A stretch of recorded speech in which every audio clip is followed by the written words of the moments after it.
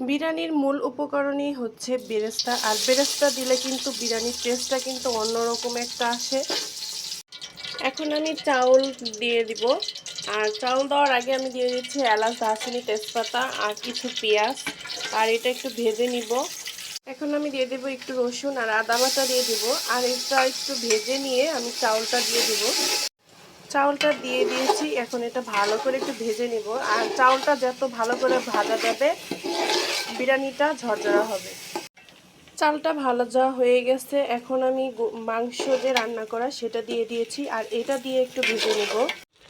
এখন আমি পানি দিয়ে দিচ্ছি, পানিটা ফুটিয়ে নিয়েছি, পানি দিয়ে দিয়েছি, এখন ঢেকে দিব। আর 10-15 মিনিট পরে আমি ঢাকনা খুলে দেখব যে পানি কতটুকু টেনে নিয়েছে, তারপরে দমে দিয়ে দিব। পানিটা টেনে নিয়েছে, এখন আমি দমে দিয়ে দিব। দমে দিয়েছিলাম আর এখন হয়ে গেছে, এখন আমি দেখাচ্ছি। বিরিয়ানিটা কিন্তু অনেক সুন্দর হয়েছে আর ঝরঝরাও হয়েছে, একদম পারফেক্টলি হয়েছে। এখন আমি বেরেস্তা দিয়ে দিব, আর বেরেস্তাটা উপরে দিয়ে দিব। আর বেরেস্তাটা কিন্তু দিলে কিন্তু বিরিয়ানির টেস্ট অনেক ভালো লাগে, আমার কাছে ভালো লাগে, আমার মনে হয়।